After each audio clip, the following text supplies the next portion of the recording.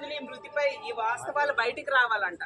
ఏంటి ఆ అమ్మ ఆమెను ప్రతిరోజు తాడేపల్లి వైసీపీ సోషల్ మీడియా ఆఫీస్కి ఎందుకు రప్పించేవారట? ఆవిడ అసలు సాధారణ గృహిణి, ఆవిడ ఎందుకు సోషల్ మీడియా ఆఫీస్కి వస్తుంది? అలాగే ఆమె బ్యాంక్ ఖాతాలో ఎందుకు వైసీపీ వాళ్ళు డబ్బులు వేస్తున్నారట? అంటే ఇష్టం వచ్చినట్టుగా సొంతంగా క్రియేట్ చేసి చచ్చిపోయిన మహిళను కూడా ప్రశాంతంగా ఆమె ఆత్మని ఉండనివ్వరా అని నేను అడుగుతూ ఉన్నాను. అలాగే ఆమె ఫోన్ కాల్ రికార్డ్ ఎందుకు బయట పెట్టడం లేదంట? అలాగే తెనాలి స్టేషన్లో ఆమెతో పాటు ఉన్న ఆ ఇద్దరు ఎవరు? Tenali railway station CCTV footage ఎందుకు బయట పెట్టడం లేదు?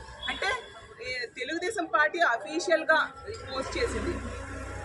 చచ్చిపోయిన మహిళను కూడా ఇంత దారుణంగా ట్రోల్ చేస్తూ ఉన్నారంటే వాళ్ళు ఎంత దుర్మార్గులో అర్థం చేసుకోవచ్చు. అసలు సోషల్ మీడియా మాఫియాగా తయారైపోయింది తెలుగుదేశం కానీ జనసేన వీళ్ళ సోషల్ మీడియా. ఇంతవరకు ఏంటంటే ఎల్లో మీడియా అనేది ఎల్లో మీడియా మాఫియాగా తయారయ్యి చాలా ఇబ్బందులు పెడుతూ వాళ్ళకి నచ్చని వాళ్ళకి రకరకాలుగా ఇబ్బందులు పడుతూ ఆ మీడియా ద్వారా చాలా చెత్త కథనాలు రాస్తూ ఇబ్బంది పెట్టేవారు. ఇప్పుడు సోషల్ మీడియాను కూడా మాఫియాగా తయారు చేసేశారు.